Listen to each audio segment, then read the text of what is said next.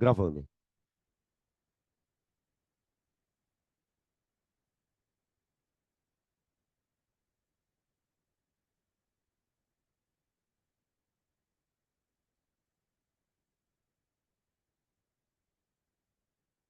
Aí.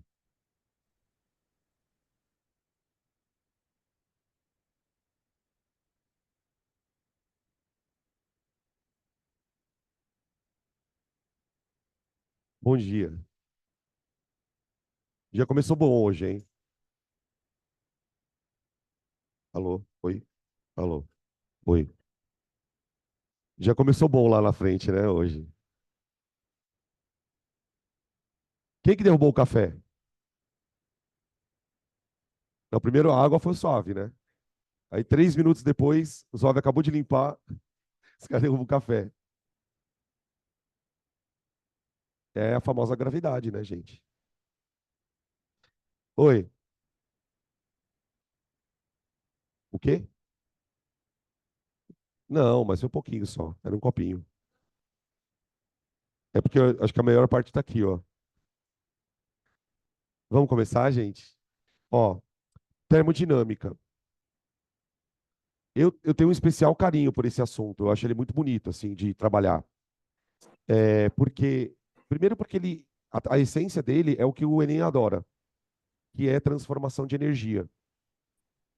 Qualquer assunto que envolva transformação de energia vai ser objeto de questões aí na física, na química, também na biologia. No caso da termodinâmica, a gente vai se atentar para o que acontece aqui dentro. Então, tipo, eu vou dar uma explicada mais ou menos qual que é o lance, né? A termodinâmica surge, é uma área da física que surge junto com a Revolução Industrial, né? Tipo, qualquer tipo de avanço tecnológico vai, junto com o capital, vai se tornar em alguma coisa que acaba se beneficiando a humanidade de uma forma ou de outra. E aí, todo o processo de automação na indústria começa com o desenvolvimento da tal da máquina a vapor. Então, quando a gente estuda termodinâmica, a gente estuda normalmente o modelo, né, da máquina a vapor básica, e depois a gente fala um pouquinho dos motores a combustão interna, motor de 4 tempos, esse motor tradicional que já nem está mais tão assim, né? Então, tipo, como que funcionou a máquina térmica? E depois a gente concentra no que acontece aqui. A máquina basicona, né, que é aquela máquina lá do James Watt, ela funcionava a vapor. Então, a ideia era usar algum combustível, no caso da Revolução Industrial, a gente está falando de carvão, né? A descoberta das reservas de carvão trouxe essa possibilidade. Esse carvão ele vai aquecer uma caldeira contendo água. E é muito louco pensar sobre essa questão da máquina a vapor, gente, porque eu estava vendo um documentário essa semana sobre usinas nucleares. Porque, tipo, se você pegar uma máquina a vapor e uma usina nuclear, é exatamente a mesma coisa, essência. A diferença está onde? Na forma de gerar calor. Numa máquina a vapor ou num motor a combustão, por exemplo, eu gero calor a partir do quê? Da queima de alguma coisa. Ou uma fonte renovável ou não renovável. E na usina nuclear eu uso a energia gerada pela fissão nuclear, que é meio que controlada. Mas a usina nuclear, ela é uma máquina a vapor gigante. A diferença é que a fonte de energia é o combustível nuclear. Então, qual que é a ideia? Aqui eu tenho um cilindro, aqui eu tenho um pistão, e esse pistão ele está conectado aqui, ó, a um braço, tá? Esse braço ele é meio que articulado. Esse braço ele está conectado a uma polia 1, que por sua vez está conectada por uma corrente numa polia 2.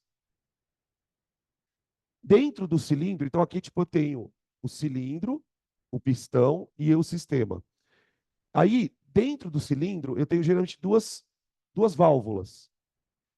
Uma válvula que a gente chama de emissão,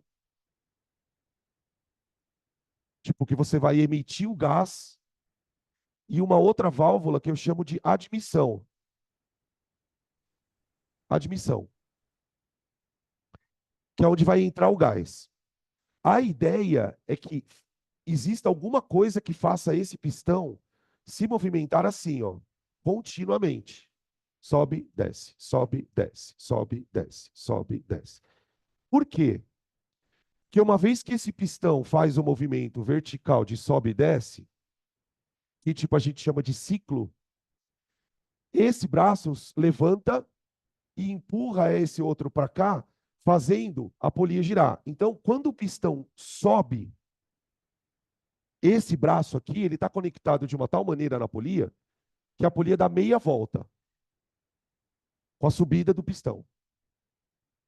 Aí, quando o pistão desce, ele completa o segundo ciclo. Esse é o motor básico. O que acontece? Essa polia, por sua vez, ela tem um raio, R1. Olha o tipo de coisa que você pode conectar na física.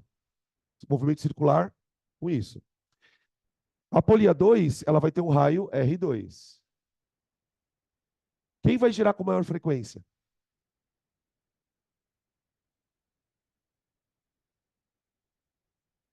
Depende, né? É que no meu desenho, quem está falando R2, deve estar falando R2 porque está percebendo que o R2 tem um menor raio, né?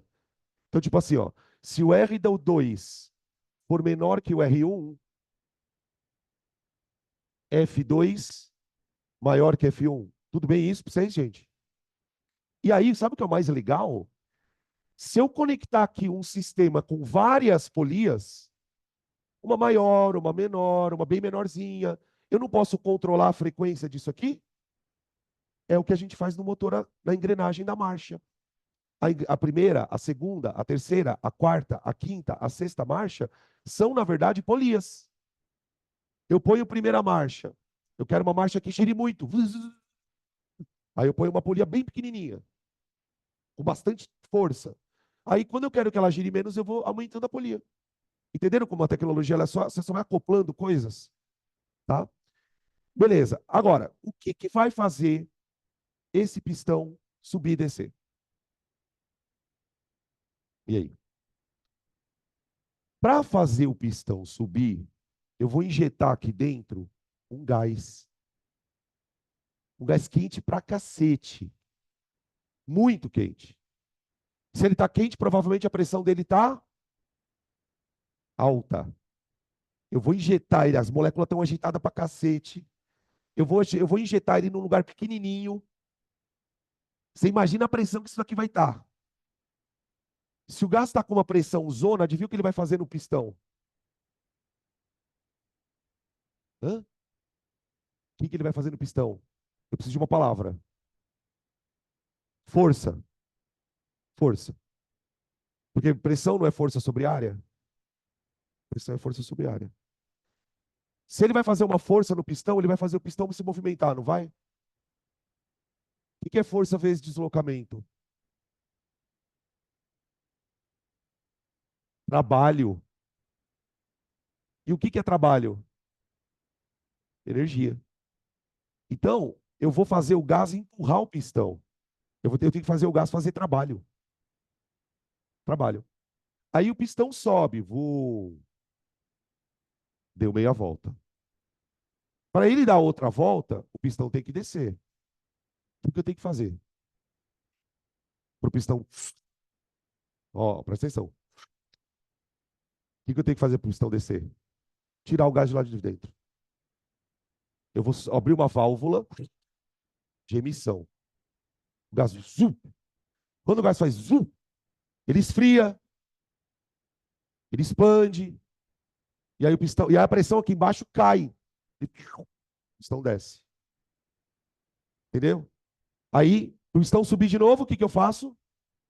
Enfio o gás. Então, ó, injeta, expande o pistão, né?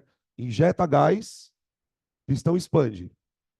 Retira o gás aqui, o gás esfria, pistão comprime. Entra, expande aqui, sai, comprime. E aquilo fica girando. Tum, tum. Quanto mais vezes por segundo eu fizer isso, mais vezes por segundo esta polia gira. Quanto mais essa polia girar, mais essa gira, dependendo da diferença dos raios, e ali a coisa vai. Tudo bem? Entenderam qual que é a dinâmica da coisa? Por isso que chama termodinâmica. Termodinâmica. Porque é uma dinâmica mesmo. É trabalho, trabalho, trabalho, trabalho. Aí, aqui dentro, eu tenho que ter um gás. Esse gás, é aí que vai entrar o negócio, é aqui, ó, tudo aqui. Ele deve, porque tipo, a parte de maquinário é mais o engenheiro que cuida. Como é que eu posso melhorar isso aqui para diminuir o atrito, para girar mais fácil? Tarana. A termodinâmica ela se preocupa com isso aqui, ó. Então, esse gás, ele deve operar em ciclos de transformações.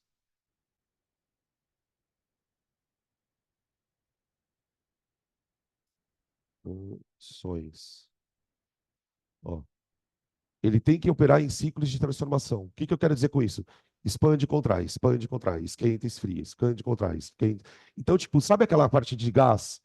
Transformação isotérmica, isobárica, né? A gente tem que saber tudo aquilo. A gente vai trabalhar todo com aquele ciclo de transformação. Ah, o gás vai ter que sofrer uma transformação isotérmica, ou isométrica, ou isobárica. E vai ter uma outra transformação muito famosa aqui, não sei se alguém já ouviu falar, chamada transformação adiabática. É bem estranha essa transformação. O Enem gosta dessa transformação, tá? Já caíram umas duas questões de termodinâmica falando dessa transformação adiabática. A gente vai falar bastante dela, tá? Então, o que eu tenho que estudar? Como que funciona esse ciclo de transformação e calcular a energia que isso gera. Porque, gente, o que eu vou ter que fazer então? Eu vou ter que transformar calor, que tipo, pro gás conseguir fazer o pistão subir, ele vai ter que estar quente. Não vai ter jeito. Então ele vai ter que receber calor de uma fonte. Beleza. Esse calor entra no gás. Aí o que acontece? Quando o gás empurra o pistão, ele já gastou uma parte da energia para empurrar o pistão. Então adivinha o que provavelmente vai acontecer com a temperatura do gás quando ele empurrar o pistão? Vai diminuir. Do nada. Não é do nada, né? Tipo, do nada. É porque ele perdeu energia para empurrar o pistão. Depois, quando eu soltar o gás daqui, ele vai para um ambiente frio. Então, tipo, vai ter um monte de transformação de energia acontecendo aqui. Eu tenho que saber calcular isso. Entendeu? É isso que a gente vai fazer. Tá? Beleza. Agora, vamos fazer o seguinte. Vamos falar do quais são as grandezas que eu tenho que conhecer na termodinâmica para poder trabalhar. Vamos lá. Grandezas. Vamos começar da mais fácil, que a gente já sabe. Calor. Calor. Tá, tipo, meio que definir as grandezas, tá? Calor é uma energia térmica que é trocada entre dois corpos, desde que eles tenham diferença de temperatura, certo? Então, calor é uma energia trocada, trocada entre corpos de diferentes temperaturas. Temperaturas.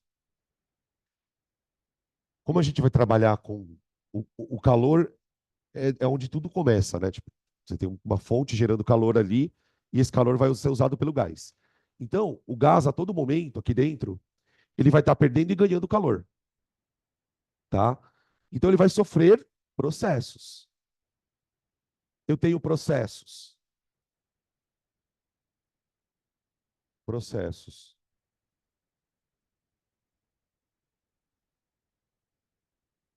endotérmicos,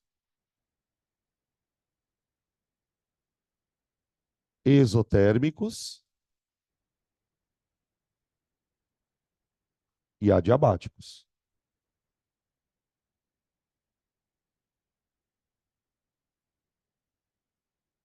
Quando se fala de troca de calor, o gás ele pode sofrer processos endo, exo e adiabáticos. Bom, processo endotérmico, gás absorve calor. Absorve, opa, calor. Exo libera calor. Isso acho que a gente meio que já sabe, né? Mas a questão aqui é a seguinte: como esse calor ele vai entrar numa equação matemática, eu preciso dar um significado matemático para isso. uma reinterpretação matemática para o libera e absorve calor. E, obviamente, a gente vai fazer isso com sinal.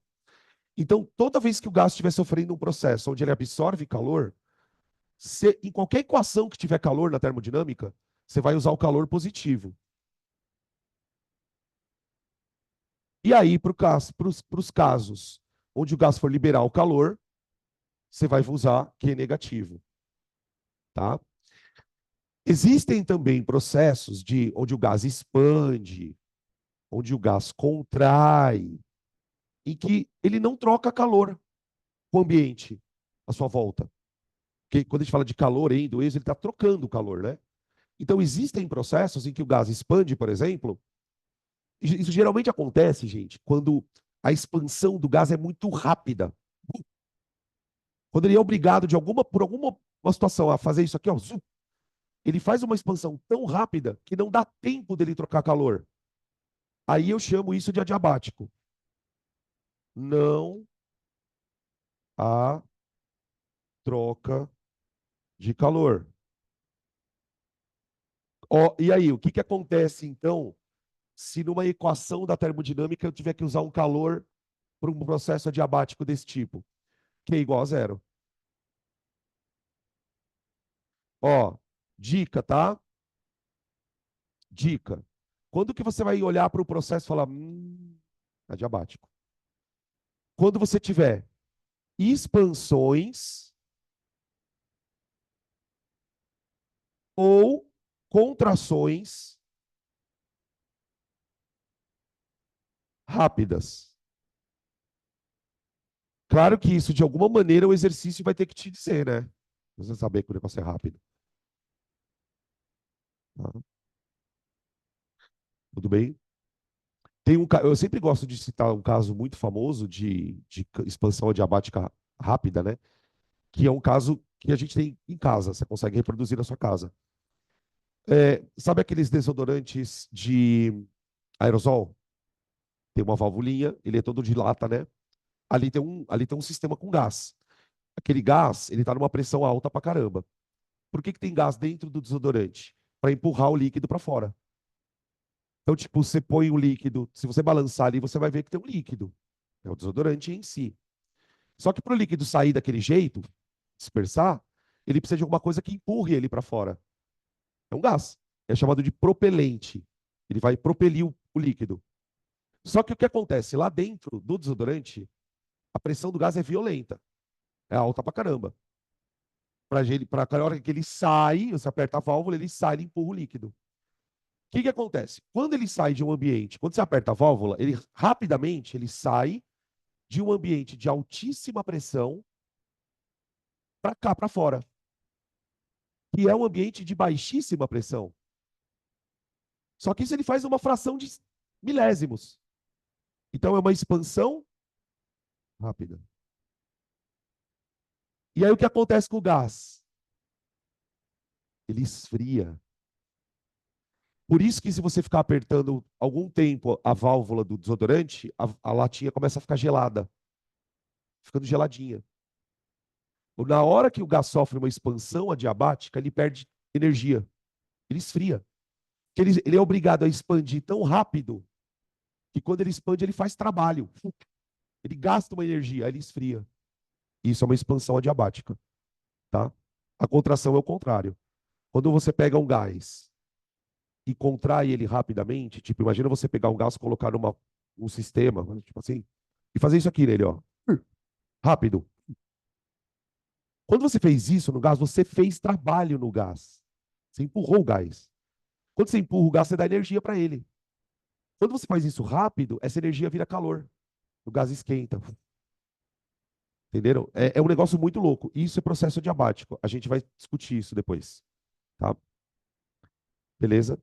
Tá, agora vamos para a segunda grandeza. Calor, ok. Agora começa as grandezas mais complicadinhas. Energia interna.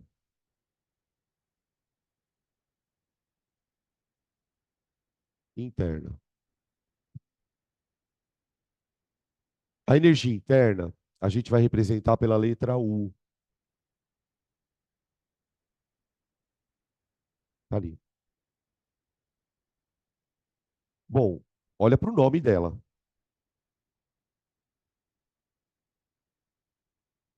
Ela está presa no gás. Por isso que ela chama interna. Ela é uma energia que está armazenada dentro das moléculas do gás. Por isso que ela chama interna. De que maneira essa energia estaria armazenada, né? Vamos começar a pensar um pouco. É, diz a lenda que num sistema mecânico a gente tem dois tipos de energia. Quais são elas? Potencial e cinética. Esse conjunto, cada uma delas tem uma coisa em si, né? A energia potencial tem a ver com armazenamento e a energia cinética tem a ver com movimento. Agora, para pensar que num gás eu tenho um sistema com um monte de molécula se mexendo ali dentro. Então eu posso enxergar cada molécula como uma partícula mecânica. Se eu enxergar cada molécula como uma partícula mecânica, eu posso imaginar que cada molécula tem uma energia cinética e tem uma energia potencial. A energia cinética estaria relacionada com a temperatura, não estaria? Movimento de moléculas. E a energia potencial, o que seria? Dentro de um gás. A energia potencial tem a ver com a desordem do sistema. Se o sistema está mais organizado, menos organizado, dentro de um sistema químico, isso para nós é equivalente a uma energia potencial. A energia potencial ela está muito associada a interações moleculares. Né? Por exemplo, imagina moléculas de água interagindo por pontes de hidrogênio. Essas interações elas guardam energia. Então o sistema ele tem uma energia guardada lá dentro. E a maneira mais como é que eu posso. Porque assim, você não tem como medir a energia de uma partícula, de tipo uma molécula de gás. Mas você tem como criar uma maneira de interpretar essa energia por um número, que é a temperatura. A temperatura ela está associada à energia de um sistema. Muito bem. Uma molécula ela pode se movimentar em três dimensões: x, y e z. E a movimentação dessa molécula é proporcional à temperatura. Então a gente vai criar uma grandeza chamada energia interna, que depende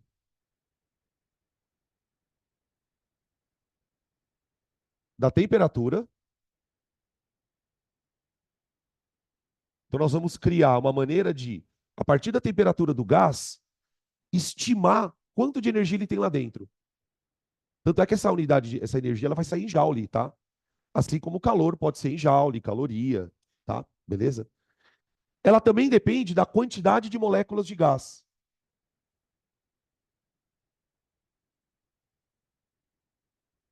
Quanto mais gás tiver dentro do sistema, mais energia vai ter.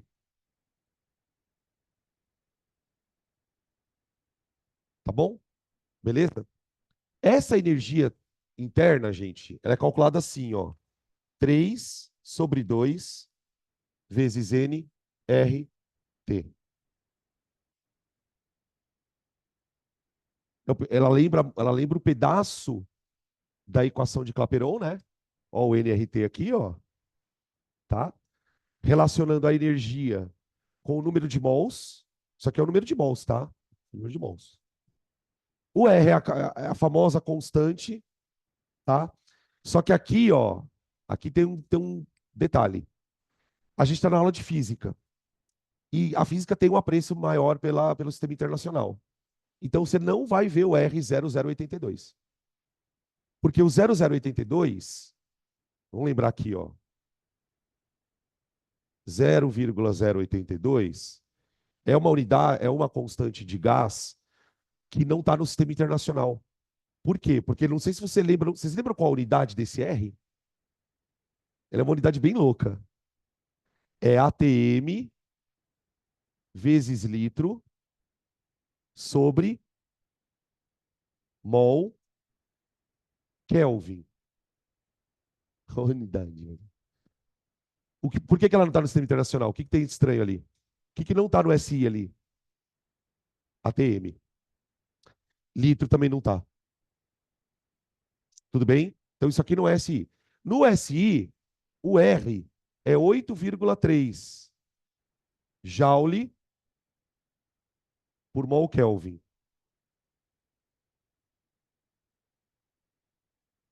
Joule por mol Kelvin. Calma com a unidade. Calma. Joule está fazendo aqui, né? Joule é uma unidade do quê? De energia. Então, você está falando de energia interna, né? Então, faz um certo sentido ter um Joule aqui. Por mol e por Kelvin. Então, se você olhar para o R, talvez você consiga entender um pouquinho o que é a energia interna de um gás. É o quanto de energia está dentro de um mol para cada Kelvin de temperatura. É mais ou menos isso. Tá? Depois eu vou mostrar para vocês de onde vem esse Joule. Tá? Bom, qual que é a importância dessa energia interna? Quando você der calor para o gás, o que, que você gostaria? Fala aí. Se você fosse uma máquina térmica e fosse um gás, qual que seria o sonho de uma máquina térmica perfeita? Pegar um certo tanto de calor e transformar tudo em movimento. Tipo, se eu pegar 400 joules de calor, eu preciso gerar 400 joules de movimento. Aqui dentro, ó. Eu tenho que fazer isso aqui dentro, ó. Ah, mas Danilo, como que você vai fazer movimento aqui dentro? Você vai fazer trabalho no pistão. Qual que é a unidade de trabalho, gente? Joule. Então você vai transformar calor, que é joule, em trabalho, que é joule, não é? O que seria o sonho da máquina? Pegar 400 e transformar em... Só que não dá para fazer isso. Por que que não dá? Porque uma parte da energia sempre vai estar dentro do gás, presa. Ela está lá. O gás tem que se mexer, não tem? Então, essa energia interna é importante para dar uma percepção de que ela vai ficar sempre presa lá no gás. Agora, eu posso aumentar ou diminuir essa energia. Como que eu posso fazer isso? Olha para a fórmula. Imagina que o gás está preso lá dentro. Se o gás está preso, eu não posso mudar o número de mols. Mas eu posso mudar o quê? Temperatura. Então, é muito importante que a gente entenda que toda vez que o problema da termodinâmica falar que um gás esquentou ou esfriou, que ele aumentou a temperatura ou diminuiu a temperatura, é porque ele variou a energia interna. Eu tive que fazer toda essa introdução para falar sobre variação de energia interna. Então, vamos lá. Variações de energia interna da energia interna. Isso é que importa para a gente na história. Toda vez que o gás sofrer a transformação, ele vai ter variações de temperatura. Então, vamos colocar assim, ó. A variação da energia interna eu vou chamar de ΔU, tá? Presta atenção porque essas linhas são importantes. Eu não vou escrever, eu vou fazer só um esquema. Só que se você não entender agora, na hora que você for sentar para estudar, você não vai entender.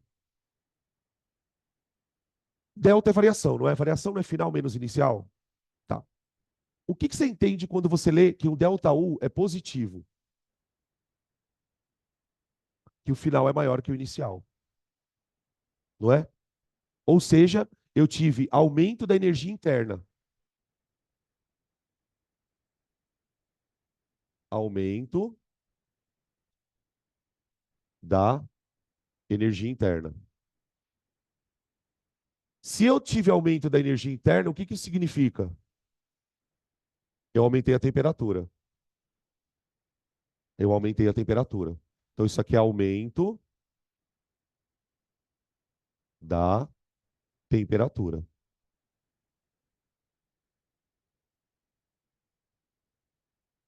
Então, nos problemas, você tem que ficar atentos a essas informações. Porque uma das coisas que o cara vai mais gostar de fazer com vocês é o seguinte: ele vai botar uma máquina daquela para funcionar na tua frente, só que ele vai mostrar as transformações do gás por meio de gráficos. E essas transformações, elas são como é um ciclo de transformações, elas têm etapas. Ele vai apontar uma etapa e falar: o que está acontecendo aqui? O gás está expandindo, contraindo, esquentando, esfriando, perdendo calor, ganhando calor. Então você tem que saber identificar cada processinho que acontece dentro daquele movimento. É isso que a gente está tentando fazer. Então, sempre que a energia interna do gás aumentar, significa que o gás aumentou a temperatura. Tá? Aí eu tenho os outros casos. Delta U negativo. Para delta U negativo, diminuição da energia interna.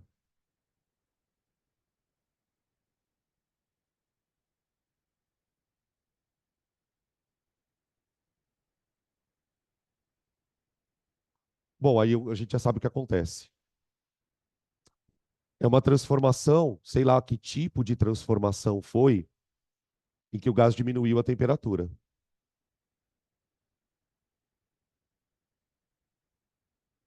Então, a gente está mostrando o que pode acontecer numa transformação.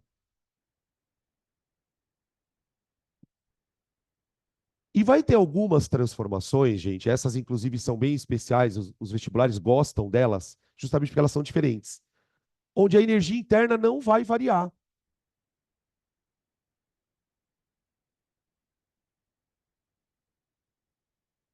Bom, se a energia interna não varia, vou escrever aqui, ó, energia interna constante,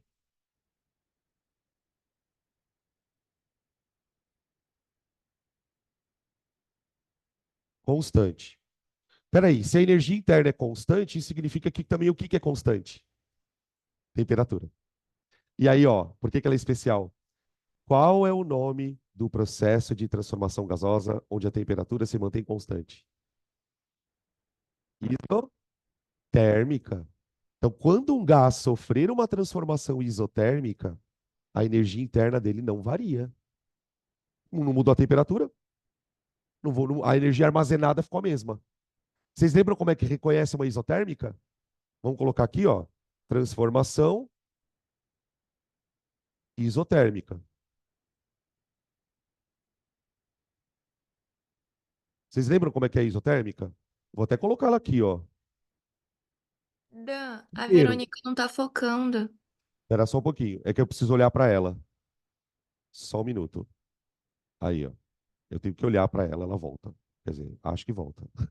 Volta. Olha lá, voltou. Primeiro que numa transformação isotérmica, gente, o gráfico é PV. O diagrama é PV, tá? Na transformação isotérmica, você tem isso aqui, ó. Ó, aquela hipérbole, manja? Hipérbole, tá? Professor, Oi, tem como falar para alguém mandar foto do grupo, do tem. quadro? Alguém pode mandar foto, Obrigada. gente? Por favor? Tá bom? À medida que a pressão vai diminuindo, é porque o volume está aumentando. Agora, se você pegar todos esses pares, PV, PV, PV, PV, PV, a temperatura é constante. Então, se aparecer esse tipo de curvinha em gráfico de pressão e volume, gente, você já sabe que é a transformação é isotérmica, tá? Bom, então, recapitulando, vamos lá. Relações a processos de. Eu vou fazer transformação gasosa. Dentro da transformação, primeiro, calor. Pode ganhar, perder ou não trocar. Ganhar calor, perder calor ou não trocar calor. Energia armazenada. Em relação à energia armazenada, o gás pode aumentar a energia armazenada, isso vai implicar aumento de temperatura, diminuição da energia armazenada, isso vai implicar diminuição de temperatura, ou a energia interna fica constante, temperatura não varia. Tá bom? Fala.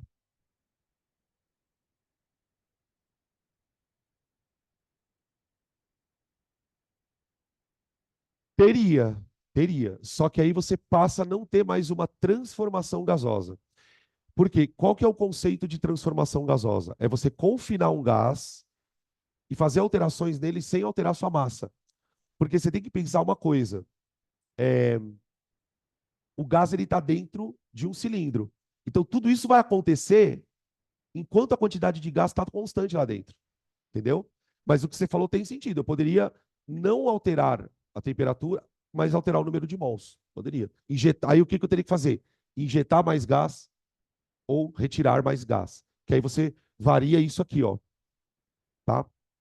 Então, foi até bom você ter feito essa pergunta pelo seguinte: a gente falou de variação de energia interna, né? Como que eu calculo ela? Porque, ó, eu vou contar uma coisa para vocês. Calcular a energia interna em si não é importante. O que eu quero dizer com isso? O cara dificilmente vai pedir para você calcular a energia interna. Ele vai querer que você calcule a variação. Porque o que importa é o que está acontecendo com o gás ali. Se ele está esquentando, esfriando. Então, o que importa é isso, o ΔU. Então, problema. Eu tenho a fórmula para calcular o U. Eu quero uma fórmula para o ΔU.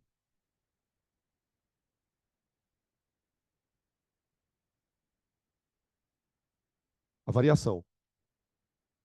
E aí? Inventa uma fórmula. Vamos inventar uma fórmula para variação?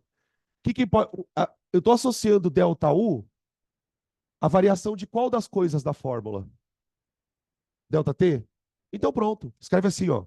3 meios de N R ΔT. Pronto. Então, se você souber, deixa eu ficar desse lado aqui pro pessoal de casa. Se você souber qual foi a variação de temperatura do gás, você calcula, você tem que saber o número de mols.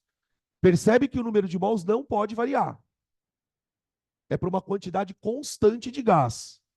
Número de mols constante.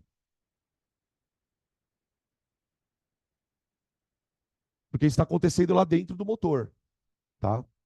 Está acontecendo dentro do motor.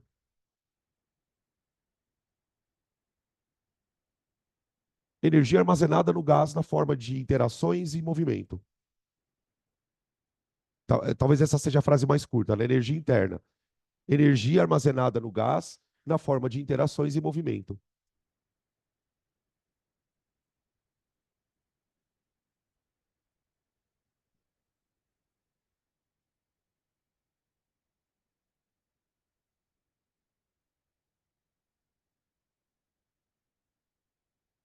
Bom, agora tem a terceira grandeza.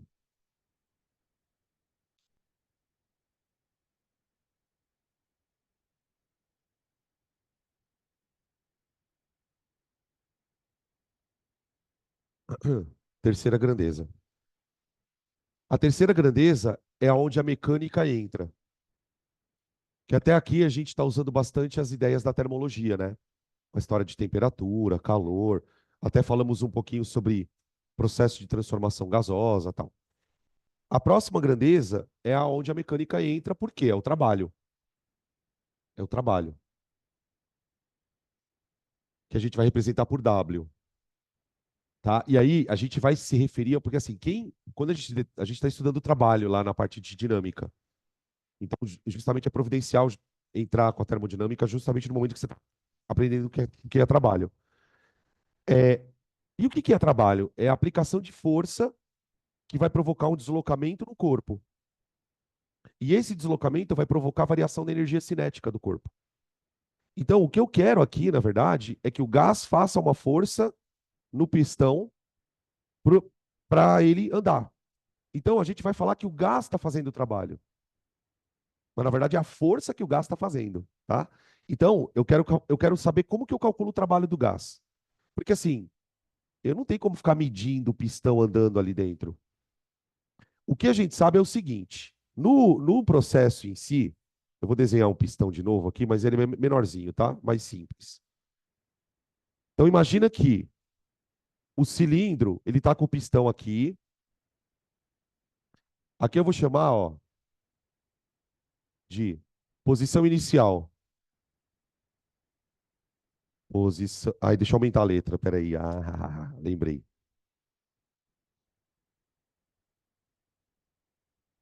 Posição inicial. Tá aqui. Aí, a hora que o gás entrar, o gás vai empurrar o pistão para cima. Ele vai aplicar no pistão uma força.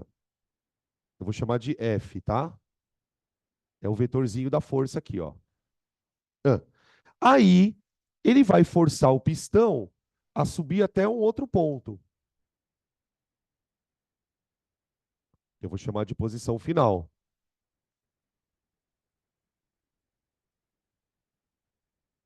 Tá bom.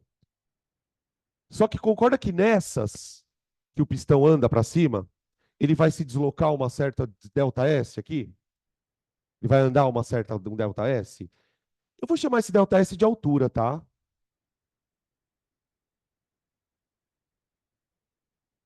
Tudo bem? Sabe aquela numeração de motor 1.0, 1.3, 1.4, 1.8, né? Tem a ver com o volume desse pistão. Quanto maior é a numeração de motorização, né? 1.3, 1.5, 1.8, maior é o tamanho desse cilindro. E aí, por que que o carro fica mais potente? Porque quando o pistão sobe, ele sobe mais. Quanto mais ele subir, mais trabalho ele vai fazer. Então, o motor ganha potência, ele ganha mais energia. Quando o cilindro é menorzinho, de 1.0, por exemplo, que é 1.0 litro, né? Ele é um cilindro menor, o pistão ele sobe menos. Então, o carro tem menos potência, né? São essas coisas que a gente vai conseguindo compreender. Bom, beleza. Nessas, o gás vai fazer trabalho, então eu quero calcular esse trabalho. Então, eu preciso criar uma fórmula para calcular trabalho de gás. O que que eu sei sobre trabalho? Que o trabalho de uma força é a força vezes. Nesse caso, eu vou usar deslocamento como H, tá bom? Multiplicado pelo cosseno de um ângulo. Essa é a fórmula de trabalho.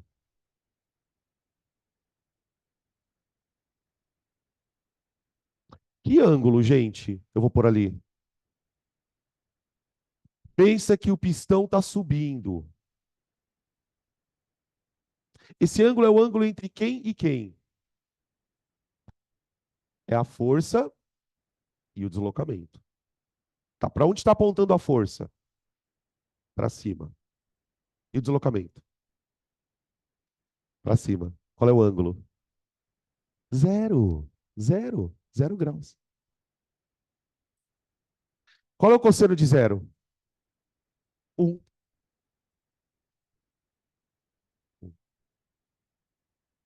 Tá. Então o trabalho ficou força vezes deslocamento. Mas peraí, essa força que o gás faz, não é porque o gás tem pressão? Pressão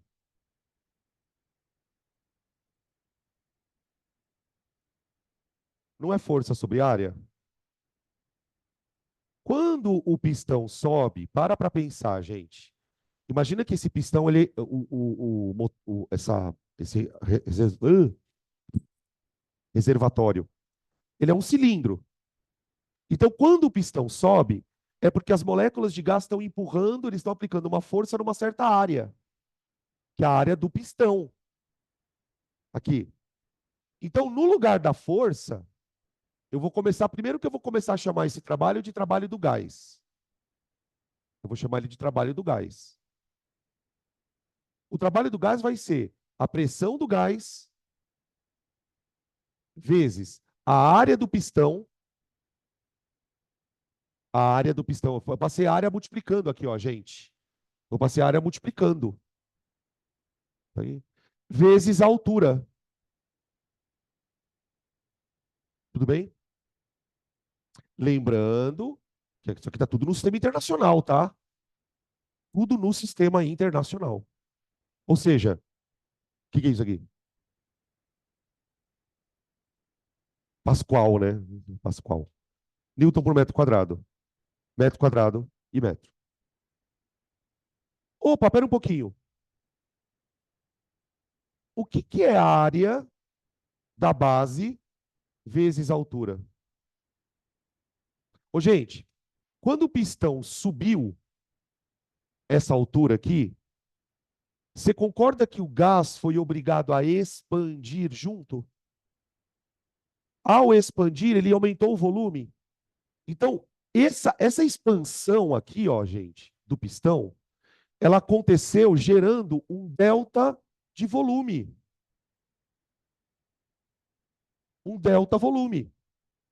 E o que é esse delta volume?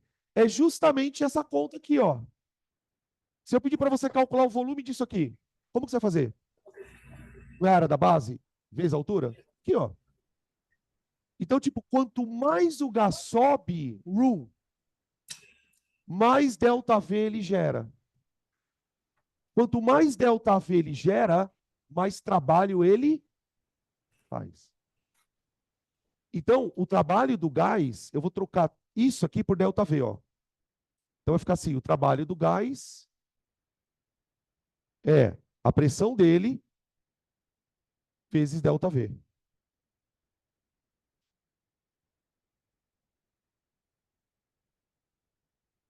Aí.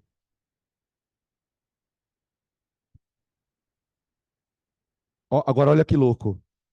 Olha que louco. Pressão vezes volume aqui, não é? Ó? Pressão vezes volume, não é? Pensa nessa conta. Pressão vezes volume. Tipo ATM vezes litro. Imagina isso, ATM vezes litro. Tudo bem? O que é joule? O que é trabalho? Não é joule? O que é joule é foda, né? O que é joule? É trabalho? Isso aqui não é trabalho? Trabalho não é joule?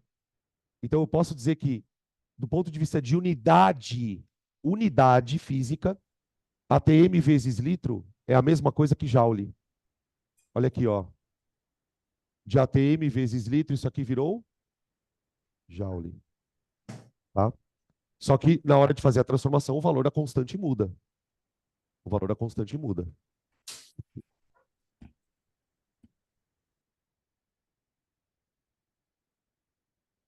Aqui o problema é um pouco mais sério, tá, gente? A questão do. Que assim, o que a gente fez nas duas primeiras grandezas? Eu defini e mostrei o que acontece com ela. Fiz isso com calor, fiz isso com energia interna. Agora, o problema do trabalho do gás é mais complicado. Por quê? Eu preciso discutir questões relacionadas ao trabalho. Por quê? Veja, lá dentro do pistão, o que vai acontecer com o volume do gás? Ele vai aumentar e diminuir. Então, esse ΔV, ele vai ser positivo ou negativo. Tudo bem? Então, isto pode gerar situações onde essa conta está positiva ou negativa. É igual acontece com a energia interna, igual acontece com o calor. Vai ter na hora de você fazer a conta, vai ter hora que você vai ter que colocar trabalho positivo, trabalho negativo. Então, eu preciso entender em que circunstâncias eu uso esses sinais. Então, o que acontece? Sinais do trabalho, que nem eu fiz ali. Sinais do trabalho.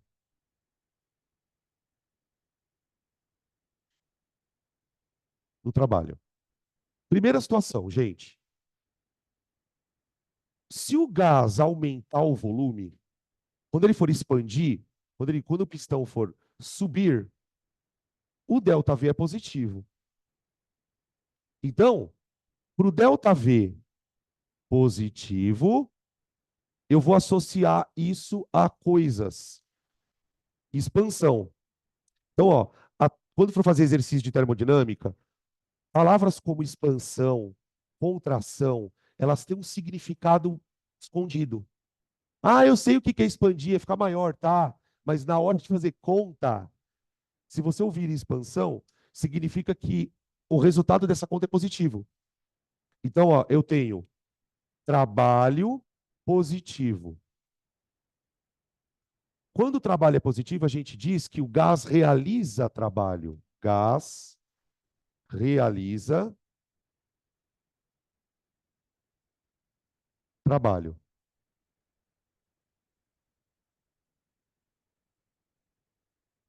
Aí. Gás expandiu, trabalho positivo, realizou trabalho. Só que como ele opera em ciclos, tem uma hora que esse êmbolo ele tem que descer de volta. E na hora que ele descer, o ΔV é negativo. Aí eu tenho outra situação. ΔV negativo, o gás está sofrendo uma contração.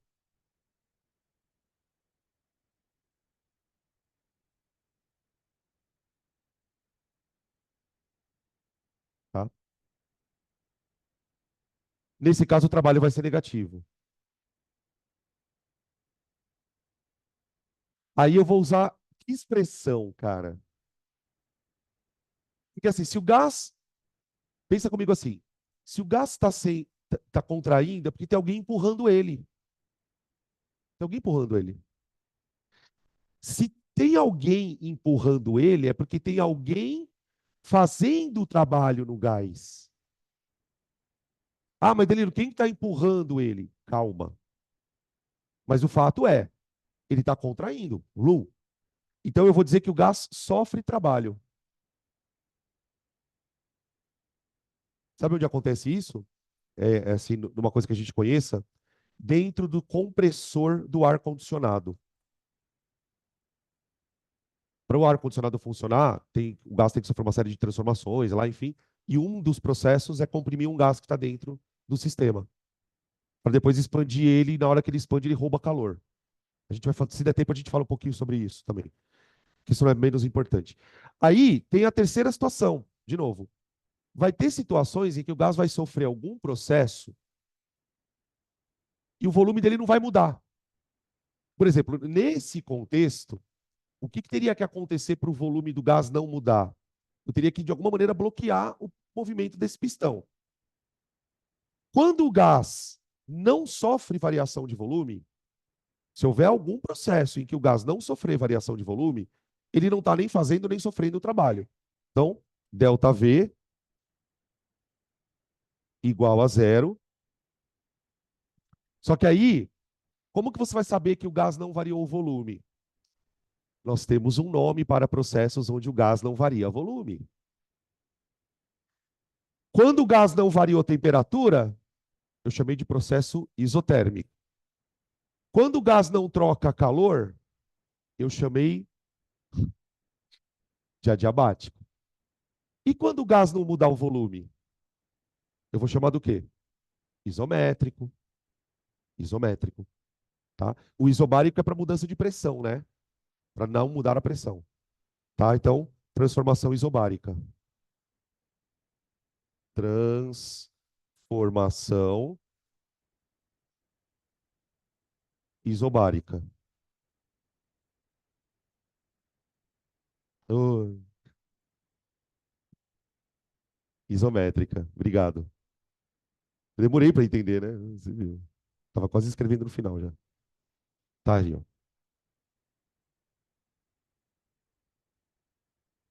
É, você vê o nível de fodice do assunto? Isso aqui é só para você aprender a usar as fórmulas. Não, não tem nada de teoria.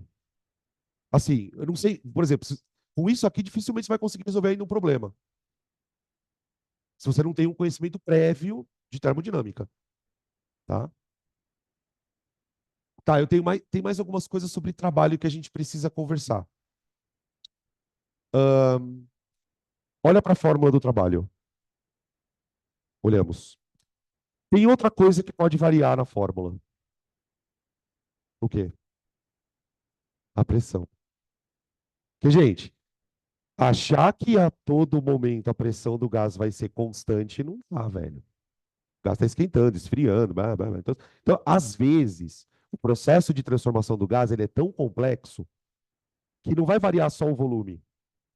À medida que varia o volume, também varia a pressão. E aí eu não tenho como fazer calcular o trabalho com essa conta.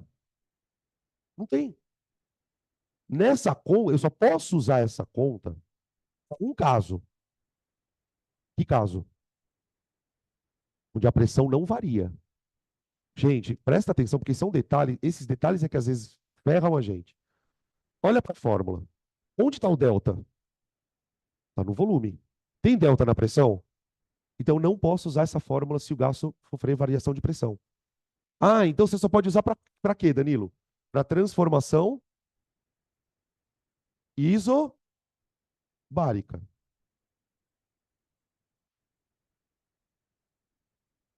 Transformação isobárica. Agora, existem casos, como eu estava dizendo, onde a transformação é mais complexa. Por quê? Ele varia o volume e, ao mesmo tempo que ele varia o volume, ele vai variar a pressão. Primeira coisa, como você vai saber que isso está acontecendo?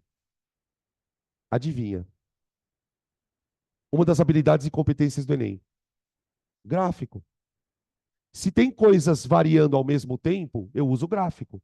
Então vai aparecer para você, ou lá, numa prova X, ou ele falando assim: olha, considere um gás que vai sofrer uma transformação cujo gráfico de pressão por volume está descrito a seguir.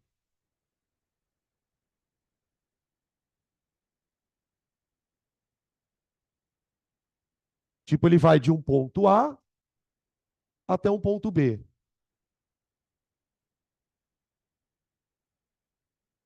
Você consegue perceber, gente, pelo gráfico, ó, aqui é o volume, tá?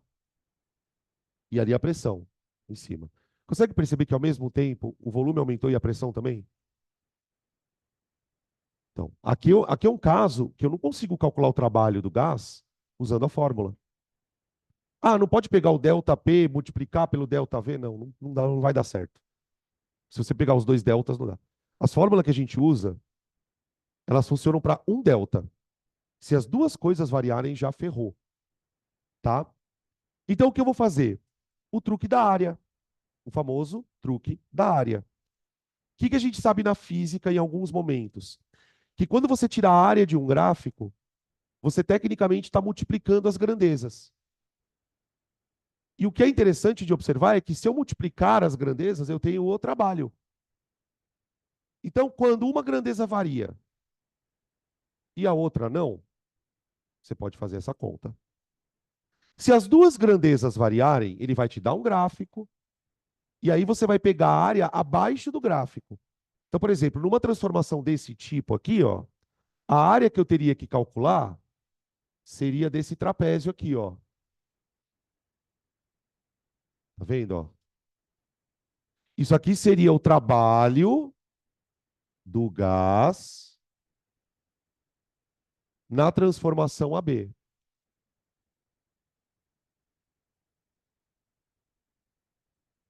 Tudo bem?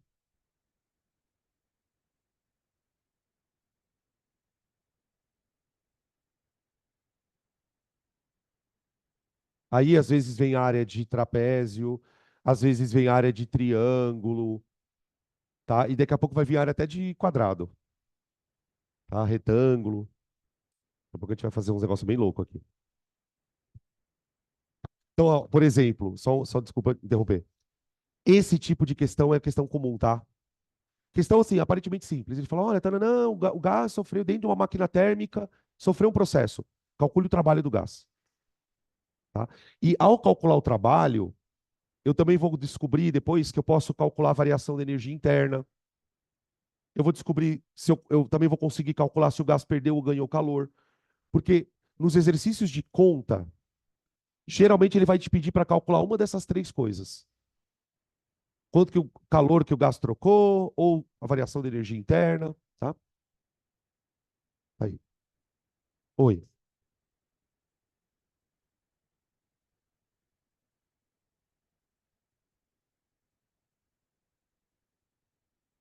Numa expansão livre.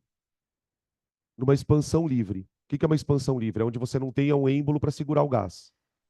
Porque normalmente, quando o gás está seguro por um êmbolo, por mais que ele seja empurrado para cima, o gás está com uma pressão tão violenta e está esquentando tanto que a pressão pode ser que ela aumente junto. Que é o que está acontecendo aqui, ó.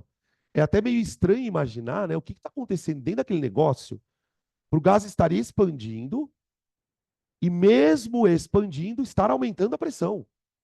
Ele deve estar recebendo uma quantidade de energia violenta para fazer isso.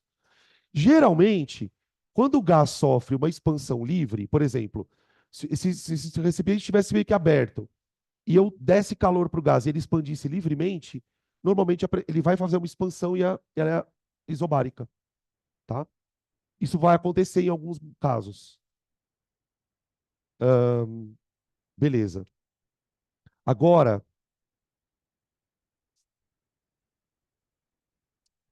a gente vai ver como que essas coisas todas se comportam. Essas coisas todas não, né? Essas três grandezas. Como que elas se comportam nas transformações, tá? Então, vou relacionar isso com aqueles gráficos de transformação gasosa, tá? Oi. Não, o sistema ideal é um sistema onde você desconsidera interações moleculares. Então, por exemplo, o nosso gás que está aqui dentro, ele é ideal. Lembra que eu falei para vocês que a energia interna é uma soma de energia cinética mais potencial? Quando o gás é ideal, eu desconsidero a energia potencial. Só tem a cinética. Então, essa energia interna para nós, ela tecnicamente, ela é a cinética. Tanto é que na fórmula, se você olhar para a fórmula, só tem um termo se referindo à energia, que é a temperatura. E aí a temperatura se refere a que tipo de energia? Cinética. Então, a energia interna para nós dentro do gás aqui, ela é só a movimentação mesmo. A potencial ela é tão pequena que ela é desprezível, tá? Então vamos lá. Esse apagador.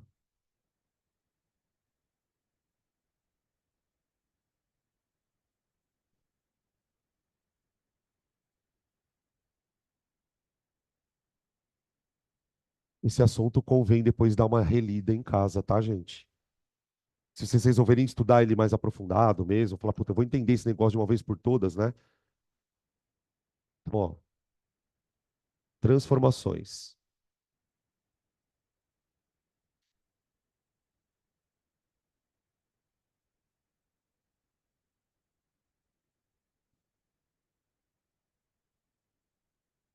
Vamos começar com as conhecidas, tá? Isotérmica.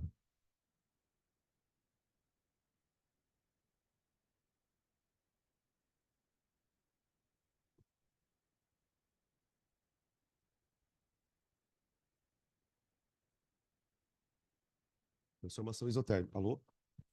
Achei que tivesse acabado a bateria.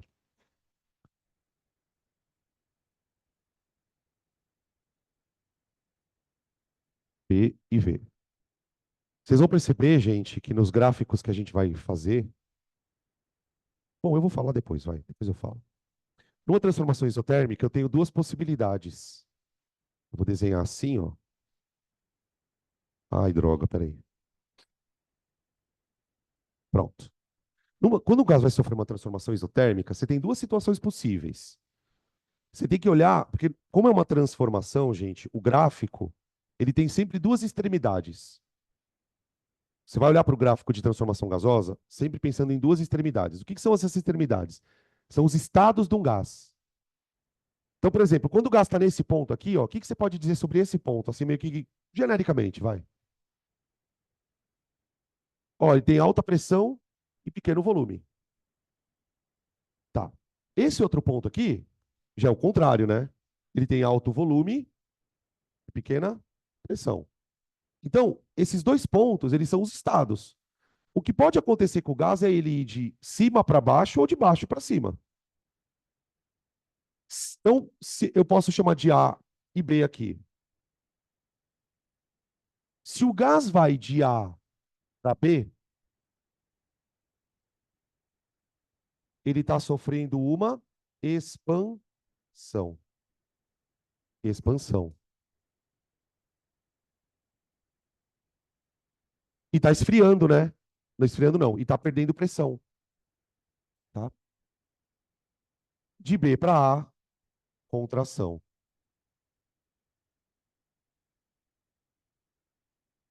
Contração. Contração. Ok? Geralmente, como que vem nos exercícios? Ele bota uma setinha. Por exemplo, ó, se você vira uma setinha descendo, assim, ó, você já sabe que é de A para B. Tá? Beleza? Outro gráfico famoso. Acho que eu vou colocar eles meio que pertinho. Ô, gente, se vocês estiverem copiando, eu vou sugerir que vocês deixem um espacinho a mais embaixo de cada gráfico.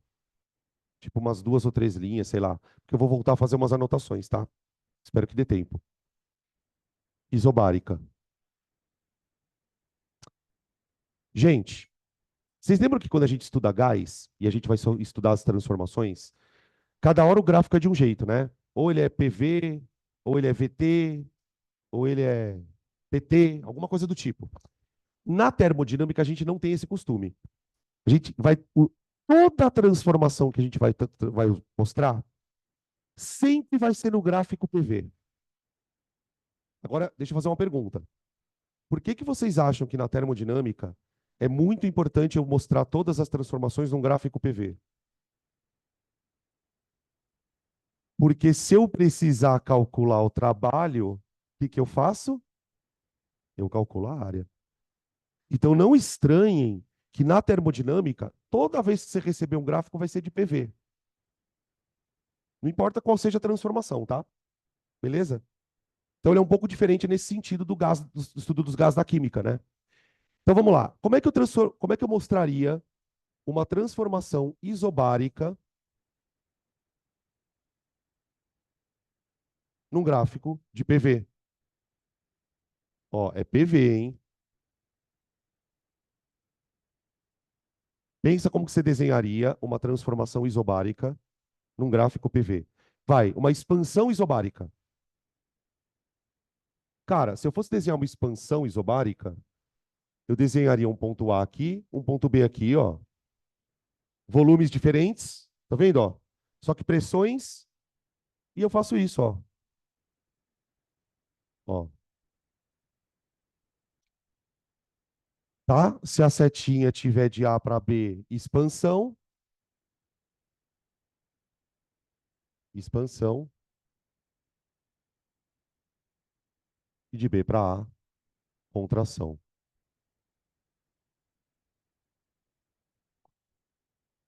tá?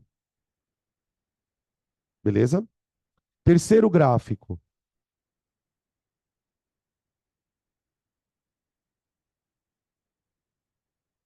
C. E transformação isométrica. Isométrica. Agora pensa num gráfico PV,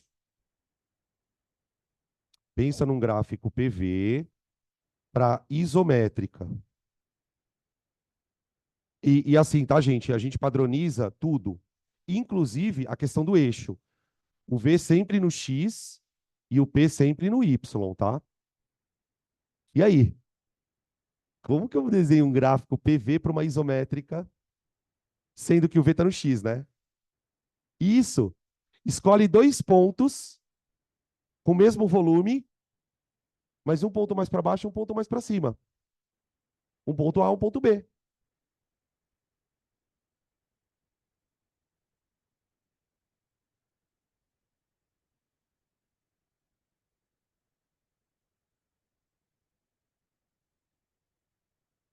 Tudo bem?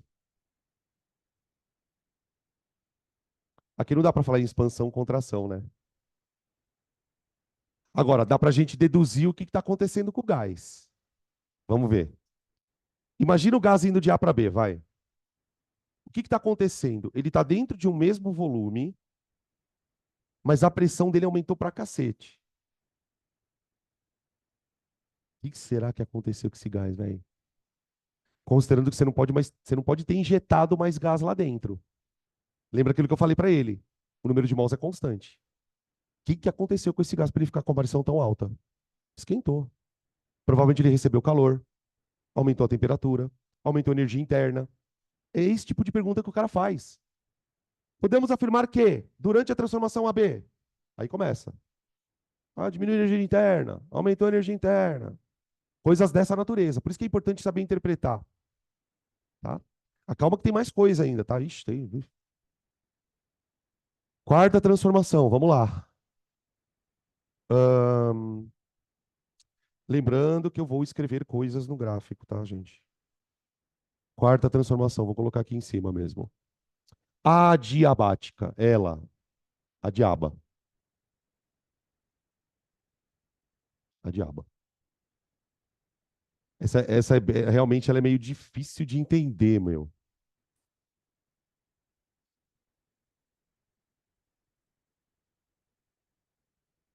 Tá,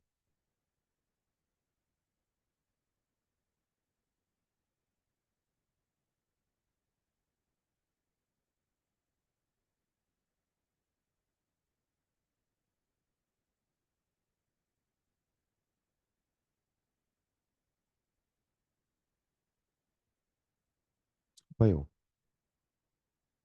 Peraí, deixa eu ficar perto da figura aqui, para o pessoal de casa. Cara, essa daqui é a mais difícil de entender. Só que, assim, como ela é uma transformação bem especial, quando aparece um gráfico de transformação adiabática, você bate o olho nele e fala, puta, isso aqui é adiabática. Mesmo que você não lembre muito o que é, você acaba sabendo o que que é por causa do gráfico. O que vai chamar atenção no gráfico da diabática é que ele é um gráfico que vai precisar de duas curvas para você mostrar ele. Duas curvas.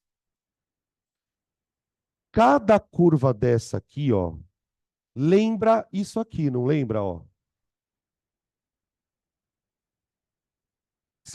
Essa é uma curva que representa que tipo de transformação? Isotérmica, né? Vamos dar um nome para essa curva? Escolhe um nome aí para ela. Hã? Isotérmica? Não, não gostei. Eu vou chamar ela de isoterma. Eu acho mais bonito. Não fui eu que chamei, óbvio que não fui eu que chamei. Essa curva, ela se chama isoterma.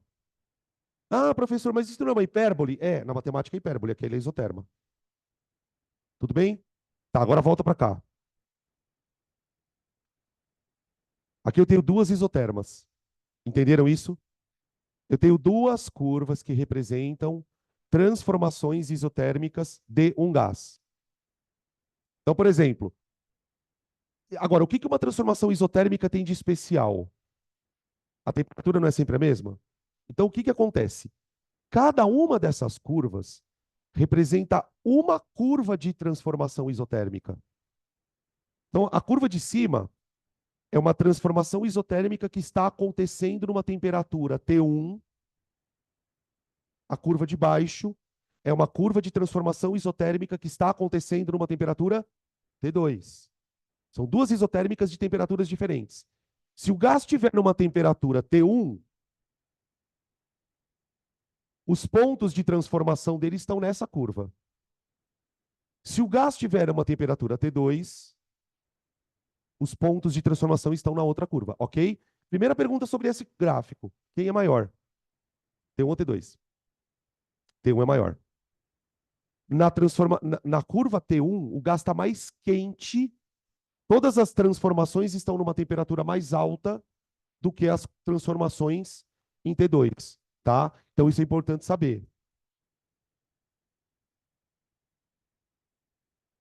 Sabe como que você prova rapidinho que T1 é maior que T2? Pega um ponto onde os gases têm o mesmo volume. Pega um ponto onde os gases têm o mesmo volume. Quem tem mais pressão? O 1, porque ele está mais quente. É super fácil de perceber isso. Quanto mais para cima tiver a curva, mais quente está o gás. Tá bom? Beleza? Tá, aí o que vai acontecer na transformação adiabática? Imagine o gás aqui, no ponto A. Então ele está num ponto de pressão, volume e temperatura T1. Ok?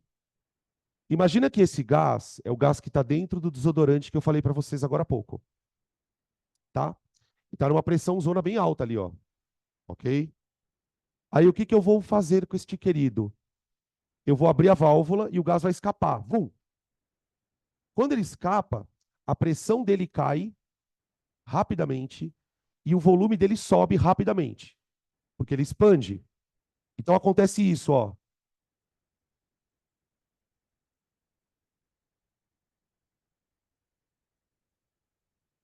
Ele pula de uma isoterma para outra. Quando ele sai do recipiente, ele aumenta o volume e a pressão cai. Isso quase que instantaneamente, ó. Quase que instantaneamente. Ele pula de uma isoterma para outra. No momento que ele pula de uma isoterma para outra, a temperatura dele cai. Ele cai. Então, se ele for de A para B, de A para B, ele vai sofrer uma expansão adiabática.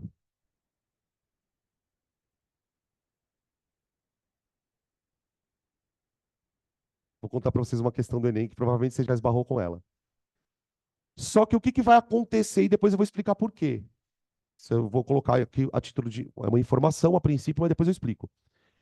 Na hora que ele expandir, como ele, como ele aumentou o volume, você concorda que ele acabou de fazer trabalho? Então ele gastou energia.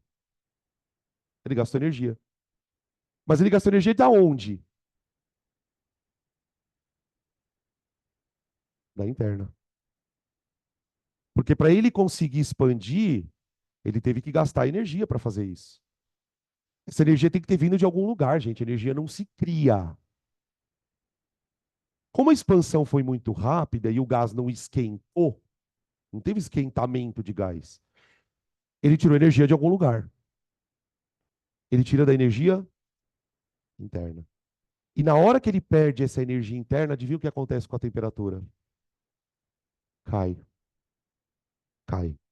Então, a expansão adiabática, ela sempre está acompanhada com resfriamento. Por isso que ele pulou de isoterma. Por isso que ele pulou. Ele foi da T1 para T2. Você lembra de uma questão do Enem que perguntava por que no pico da montanha tem gelo? Você lembra da resposta dessa questão? Mais ou menos. Ele explicava no texto que um dos processos que explica, ele falava que explica, que um dos processos que explica por que nos cumes das montanhas tem gelo tem a ver com esse tipo de processo, mas ele não fala. A resposta é isso. Ele fala assim: imagina uma massa de ar que se forma bem no chão da montanha ali. Como é que chama o começo da montanha? Pé da montanha, pode falar? Sei lá. Essa é uma massa de ar. Tá. Essa massa de ar, como ela está na superfície, próxima da superfície, ela está quente. O fato dela estar quente faz com que a densidade dela seja pequena. Uma vez que a densidade dela é pequena, ela sobe. Só que no momento em que ela sobe, ela encontra uma região. Isso explicando no texto. No momento que ela sobe, ela encontra uma região de baixa pressão, onde ela expande rapidamente. E parava ali. E aí perguntava por que que lá no cume da montanha era mais frio, bem mais frio. E aí a resposta do texto era basicamente isso. Era que no momento que essa massa de ar encontra uma região de baixa pressão, ela acaba expandindo rapidamente. No momento que o gás sofre uma expansão rápida, ela é uma expansão necessariamente adiabática. Então, aquela massa de ar quente, ela simplesmente, ao subir, chegar naquela região alta, ela esfria. Então, a região ali tem uma baixa temperatura. Ele também falava sobre incidência de radiação. Tá? Camila? Camila, né? Camila. Camila. Oba! Eita, saúde! Coitada da Nádia que tá aí na sua frente. Deve ter levado uns perdigoto. E se for de B para A? Que susto, pensei que era ela. Veio tirar satisfação com a faca na mão, né? E de B para A? B para A. Isso pode acontecer de B para A? Pode. Pode. Quando o gás é obrigado de alguma maneira, ó o que eu tô falando. Ele é obrigado a contrair muito rápido. Ó, imagina o volume diminuindo aqui, ó. O ponto está indo de B para A. Quando ele é obrigado a contrair muito rápido, então vamos colocar aqui contração adiabática.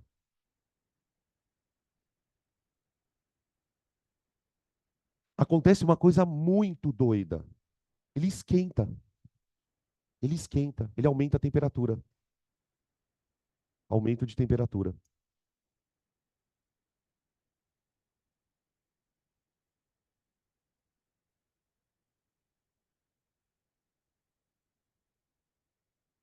Aumento de temperatura. E, cara, isso é muito louco, porque tem um experimento. Primeiro, deixa eu explicar, né, por que isso acontece. Porque, assim, o que faria um gás contrair rapidamente? Tipo, que circunstância eu teria uma situação onde o gás contrairia rapidamente? Isso só vai acontecer se uma força externa vier e apertar ele de uma hora para outra. A questão é que quando você aplica uma força num sistema para comprimir o gás, você está fazendo o trabalho no sistema. O gás está recebendo energia na forma de trabalho. Ó, contração, o gás sofre trabalho. Trabalho não é energia? Energia não se cria, nem se desaparece. Nem se desaparece é foda. Ela se transforma. Então, o que o gás vai fazer com o trabalho que ele acabou de receber de alguém? Ele vai armazenar, guardar, na forma de energia interna. E como que ele guarda na forma de energia interna? Esquentando. É um processo tão rápido que você consegue dar temperatura para o gás, comprimindo violentamente ele. O experimento que eu ia contar para vocês é o seguinte.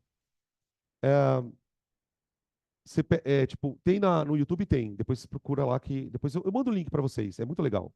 O cara pega um tubo, esse tubo tem um êmbolo, e esse êmbolo ele pode se movimentar bem tranquilamente, tá? Aí ele coloca aqui dentro uns pedacinhos de algodão, uns fiapinhos de algodão. Algodão é uma substância, um tecido natural, né? Tipo, vem a base natural. E ele queima fácil. E aqui dentro tem oxigênio. E ele vai botar fogo no algodão, simplesmente apertando o pistão aqui. Então ele coloca aqui o algodão aqui embaixo, tem aqui um cilindro, ele pega e faz assim, ó, dá uma porrada no pistão. Quando ele dá uma porrada no pistão, você vê sair um fogo aqui. E aí o algodão pega fogo. Porque o que aconteceu? No momento que ele comprimiu o gás, ele comprimiu tão rapidamente que ele gerou calor ali dentro. O gás aumentou a temperatura. Como tem oxigênio ali, e o oxigênio ficou quente, o gás ficou quente, aquilo entrou em combustão. Tá? Beleza? Então você consegue fazer, por exemplo, uma coisa explodir comprimindo ela, que é o que acontece com a gasolina. Quando a gasolina. Alô? Oi. Quando a gasolina entra dentro do pistão do motor, ela entra na forma de gás. O sistema de injeção eletrônica, ele injeta o combustível na forma, ele dá uma borrifada de combustível lá dentro. Então a gasolina ela entra na forma gasosa. Quando o pistão aperta ela, pum, ele dá um tapa na gasolina, como se der um tapa, sabe, biribinha, cai no chão, explode? Você aperta aqui, ela explode. Quando ela explode, o pistão é jogado para cima. Então o motor a combustão funciona muito nessa dinâmica também, tá? Então, ó, sempre que ele mostrar um processo adiabático, significa que o gás não está trocando calor. Então, ou ele faz trabalho e esfria, ou ele ganha trabalho e esquenta, tá? Beleza? Um outro exemplo de compressão adiabática que eu também sempre cito, não posso deixar de falar. Se você já encheu pneu de bicicleta com aquelas bombas manuais, você já comprimiu adiabaticamente o gás dentro da bomba. E você deve ter percebido que isso aconteceu porque a bomba fica quente. Depois que você dá umas 10 bombadas ali, você pega no tubo da bomba, ela está quente. Porque o que acontece? Você, para bombear, você puxa o ar, ele está injetado ali na bicicleta, né, o bico da bicicleta, aí você aperta. Na hora que você aperta, teoricamente o ar entra no pneu, certo? Só que na hora que você aperta, você faz uma compressão muito rápida no gás. Essa compressão rápida, ela vai dar calor para o gás, ela vai dar energia para o gás vai esquentar. É uma compressão adiabática, tá bom? Oi. Ou expansão rápida. Tem, tem. Só que aí a gente precisaria de uma ferramenta de cálculo, que é a derivada. Porque aí você calcula a velocidade instantânea do processo. Porque aqui, como é um processo muito rápido, não tem como você calcular uma velocidade média. Geralmente, velocidades médias a gente calcula para coisas que acontecem durante muito tempo. Então, aqui eu precisaria de uma derivação mesmo, de uma equação matemática para isso, mas dá. Dá para você. Até que limite você pode. Claro que aí existe uma coisa que, antes de fazer conta, né? Que é meio que assim: quanto mais rápida for, maior a chance dela ser adiabática. Tá? Mas tem como calcular assim. Deixa eu. Oi, esfria. Esfria. O gás sai geladaço. Né? Ele já sai de lá gelado, né? O botijão até congela, exatamente. Porque o que acontece? Como o gás lá dentro vai ficando frio, o botijão vai roubando calor, vai perdendo calor. E está perdendo calor, então a temperatura vai baixando ali. Né? E aí a água por volta do botijão vai condensando, ele vai ficando meio com aquele gelinho, né? Tá, agora, bom, para eu começar a escrever embaixo dos gráficos, eu preciso mostrar uma outra coisa para vocês agora. A gente está trabalhando com três grandezas, né? Trabalho, calor e variação de energia interna. Então agora a gente precisa mostrar, alô, como que essas grandezas se relacionam matematicamente, tá? Que é o que a gente vai chamar de primeira lei da termodinâmica. A primeira lei da termodinâmica, na verdade, ela está baseada na conservação da energia no sistema. da energia. Energia, tá? Beleza? Bom, o que que essa lei garante? Como o próprio nome diz, que a energia ela é simplesmente transferida. Então, se eu começar um processo com uma quantidade X de energia, eu tenho que terminar esse processo com a quantidade X de energia. Haja o que hajar, né? Dizia o filósofo. Tá, mas quais são as grandezas que eu tenho de energia? Calor, variação de energia interna e trabalho. Tá. Então imagina o seguinte: imagina que um gás. Agora eu não vou ficar desenhando mais aquela coisa chata. Eu vou pegar esse gás e vou dar calor para ele. Calor. Tá. No momento que eu der calor para o gás vai sofrer uma transformação. Sei lá qual, tá? Provavelmente ele vai expandir.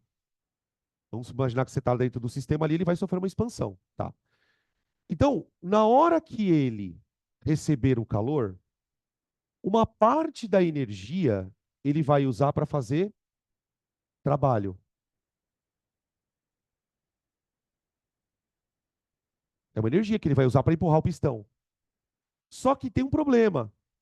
Uma parte do calor que ele vai receber vai ficar armazenado dentro das moléculas, porque provavelmente na hora que ele receber o calor, ele vai esquentar. Se ele vai esquentar, o que que vai acontecer com a energia interna dele? Subir. Então ele vai ter uma variação da energia interna. Interna. Então a gente pode dizer que uma parte do calor vai virar trabalho e uma parte da outra da energia vai ficar armazenada lá dentro. Interna. Opa, faltou um N aqui, gente. Tudo bem? Então o calor ou ele vai virar trabalho ou ele vai virar variação da energia interna. Então eu vou dizer que o calor que é igual ao trabalho mais a variação da energia interna. Isso é a primeira lei. É a lei da conservação de energia para um gás. Todo o calor que você der para o gás vai ser ou utilizado na forma de trabalho mecânico para fazer lá o sistema se movimentar, ou vai ficar armazenado dentro do gás. Claro que o que vai determinar isso, né? Quanto desse calor vira trabalho? Quanto desse calor não vira? Isso vai depender do processo que você vai fazer. A gente vai discutir isso caso a caso, tá? Beleza? É tudo em joule, tá, gente? Se aparecer caloria, a gente já transforma tudo em joule. Aí, deixa eu respirar um pouco de novo. Ah!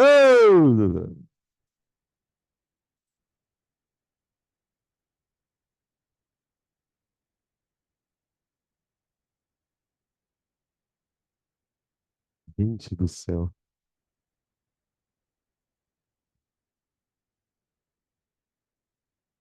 Daqui a pouco eu vou aí. Tá, agora eu vou voltar um pouco para os gráficos. Por quê? Porque a gente, não, antes disso eu preciso falar uma outra coisa. Já aproveitar que eu apresentei a fórmula para vocês. Lembrando que esses valores tudo pode ser positivo, negativo ou zero, né? Lembra disso. Esses valores podem ser positivos, negativos ou zero. Lembra que eu falei daquela história de que o ideal de uma máquina desse tipo é que ela conseguisse pegar todo o calor e transformar em trabalho? A gente vai ver que isso é um pouco complicado de se fazer. Não consegue ter uma máquina que funcione 100% de rendimento, tá? Na prática, isso não é possível. E depois eu vou explicar por quê. Mas eu posso calcular o rendimento de um processo. Quando o gás fizer esse processo aqui, sei lá qual, ele vai converter calor em trabalho. Então eu posso calcular qual que é um dos exercícios que também aparece muito, qual que é a porcentagem de eficiência desse processo. E aí é um rendimento. Rendimento.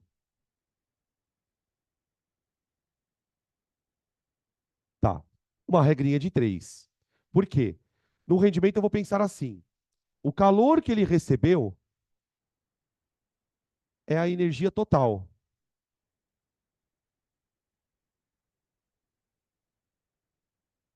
Qual é a parte do calor que ele efetivamente aproveitou, digamos assim? É o trabalho. É essa parcela da conta. Então, o trabalho vai ser o X% do rendimento. Ok? Se você isolar o X, você vai chegar na formulinha do rendimento, gente. X igual a W sobre Q vezes 100.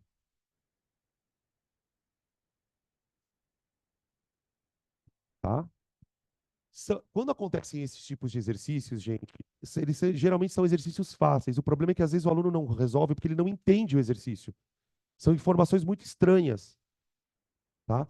Vocês vão perceber que com essa aula, a gente não viu tudo ainda, óbvio.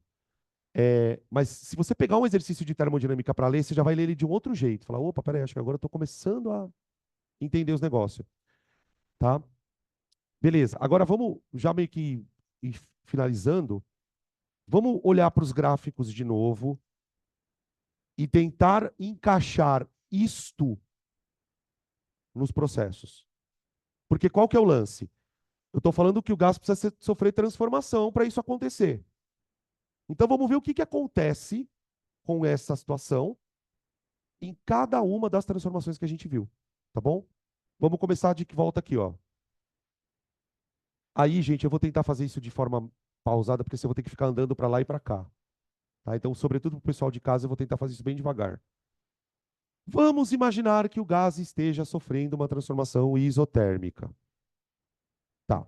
Nós sabemos que numa transformação isotérmica, o que não muda é a temperatura. Agora vem cá. Olha para a fórmula da primeira lei. Tem alguma componente dessa fórmula aqui que dependa da temperatura? A energia interna. Então, olha. Se um gás sofrer uma transformação onde a temperatura não variar, isso aqui desaparece. Então, primeira coisa que eu preciso anotar, eu falei que eu ia andar devagar. Transformações isotérmicas são aquelas onde o ΔU vale zero. Essa notícia é boa ou ruim? Sei lá, Danilo, foda-se, não dá pra saber. Ela é boa ou ruim essa notícia?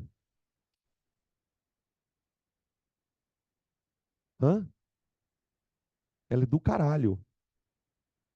Porque se a transformação for isotérmica, quanto vai o rendimento dessa porra? 100%. Então, quando a transformação de um gás for isotérmica, o que você pode guardar? Todo o calor vira trabalho. Todo o calor vira trabalho. Todo o calor vira trabalho. Agora, aí você fala, Danilo, mas você falou que não é possível isso? Claro que não. Vai tentar fazer uma transformação isotérmica dentro de um motor. Não é tão simples. O problema é técnico, não é teórico. Teoricamente seria possível, tá aqui, ó. Agora, vai tentar fazer isso na prática. Vai montar um carro que tenha lá uma transformação isotérmica. Não é tão simples, tá? É um problema mais de engenharia a situação, não é físico, tá? Beleza.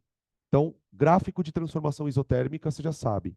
Delta U zero, calor virou trabalho. Tá. Segunda situação, gráfico da isobárica. Bom, na isobárica, eu posso ter expansão ou contração. Aqui a coisa já é um pouco mais delicada. Por quê? Vamos imaginar, por exemplo, o gás sofrendo uma expansão. Então vamos lá. De A para B. Pensa comigo, ó. A pressão do gás não muda, mas o volume aumentou. O volume aumentou. Então, a primeira coisa que eu já posso garantir é que se o volume aumentou quando ele vai de A para B, é porque ele fez trabalho.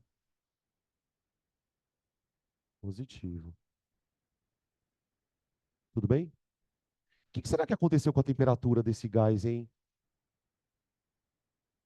Será que ele aumentou a temperatura ou diminuiu? Aumentou? Por quê? Ah, o volume aumentou com a mesma pressão, né? Parece que ele dilatou o gás. Então aqui eu devo ter um aumento de temperatura do gás. Eu devo ter um aumento de temperatura do gás. Temperatura do gás. Provavelmente porque ele está recebendo calor de algum lugar. Entendeu? Então, por exemplo, um tipo de pergunta que ele vai fazer é, ele vai perguntar se nessa transformação o motor ele está na fase de expansão ou contração. Provavelmente na fase de expansão, ó, aumentando o volume. Está recebendo calor de algum lugar, esquentando e fazendo o trabalho. Tá? Agora, vai ter situações em que o motor vai fazer isso aqui, ó, bom, de B para A. Aí eu tenho contração, B para A, B para A. Trabalho negativo. Por que que o trabalho vai ser negativo, gente? Porque quando ele vai de B para A, o volume diminui. Lembra que na fórmula do trabalho tem o ΔV? Então o trabalho vai ser negativo. Provavelmente nesse caso está acontecendo o contrário, né? O gás ele está contraindo numa mesma pressão. Então aqui ele deve estar diminuindo a temperatura. Diminuição de temperatura. Aqui. Beleza? Terceiro gráfico. Transformação isométrica. Bom, o que chama atenção na isométrica é o fato do volume não variar. E aí é o seguinte: se o volume não varia, o gás não está nem expandindo e nem contraindo. Se o gás não está expandindo nem contraindo, ele não está fazendo nem sofrendo trabalho. Opa, opa, opa. Então, para um pouquinho. Volta para a fórmula aqui, ó, devagar. Volta aqui. Q igual a trabalho mais delta U. Tira o trabalho da fórmula. Q igual a delta U. O que significa isso fisicamente? Vamos pensar. Imagina o gás indo de A para B. O que significa ir de A para B? Aumentar a pressão sem mexer no volume. Gente, como que uma coisa aumenta a pressão e não expande? Tem alguma coisa segurando. Tá, e o que está fazendo a pressão aumentar? Adivinha? Calor. Quando você não dá para o gás a oportunidade de fazer trabalho, o que ele faz com toda a energia que ele receber? Guarda. É isso que está acontecendo. Você impediu o gás de fazer trabalho. Então esse gás ele está recebendo calor e todo o calor que ele está recebendo, ele está convertendo em temperatura, energia interna. Então nesse caso, o que eu tenho? Se a transformação for de A para B, ó, transformação de A para B, gurizada. O que está acontecendo? O calor é positivo, ele está ganhando calor, e na hora que ele ganha calor, ele aumenta a energia interna. Então o delta U é positivo, aumento de temperatura. Esquentou.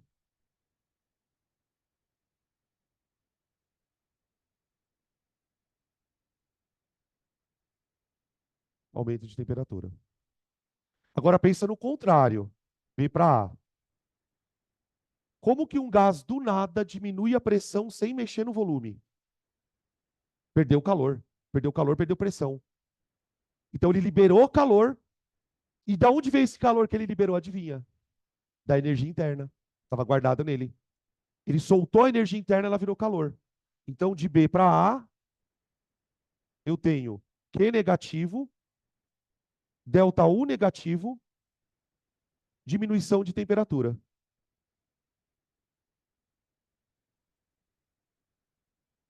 De temperatura.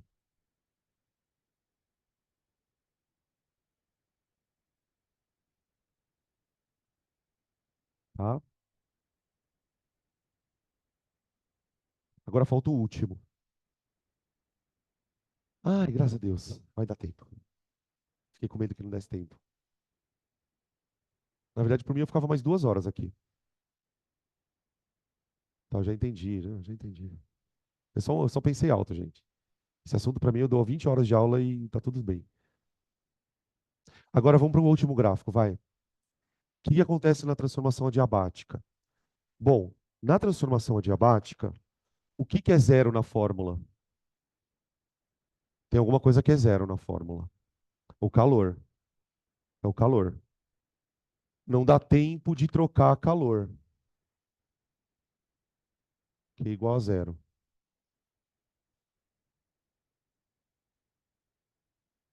Tá.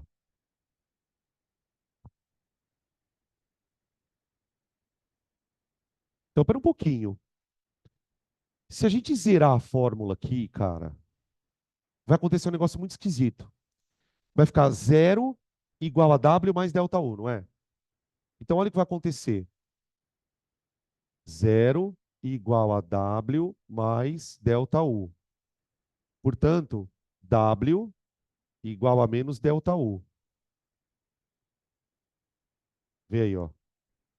Pera aí, deixa eu ficar para cá. Ó. Se na transformação diabática Q igual a zero, zero igual a W mais delta U. W igual a menos delta U. Vamos interpretar.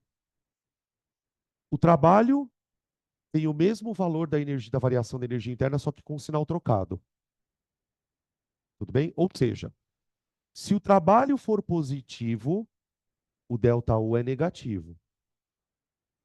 Se o trabalho for negativo, o delta U é positivo. Conseguem perceber isso? Quando você fala que um número é igual a menos o outro, você está dizendo que se um for positivo, o outro é negativo. Se um for negativo, o outro é positivo. Então, vamos lá.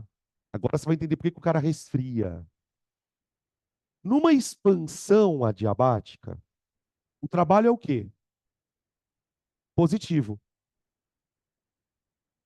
Se o trabalho for positivo, ele perde energia interna.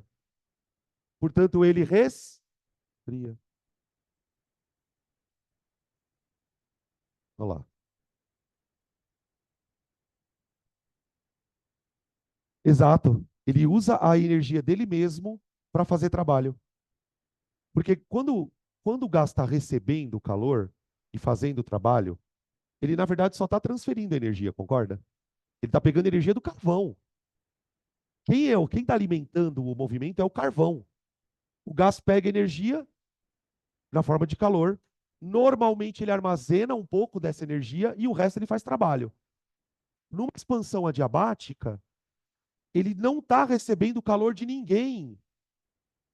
Ó, ele está usando a energia que ele tem dentro de si mesmo para fazer trabalho. Tadinho, eu tô cansado. Tá? Vixe. Agora, e na contração? Na contração, é o contrário. Por quê? Na contração, o delta V é negativo. Ele contrai, diminui o volume, então o trabalho é negativo. Opa, se o trabalho é negativo, o delta U tem que ser positivo. Delta U positivo. E aí eu tenho o gás esquentando. De onde ele tira energia para esquentar? É o trabalho que fizeram nele. Ele pega trabalho e transforma em energia. Tá? Beleza?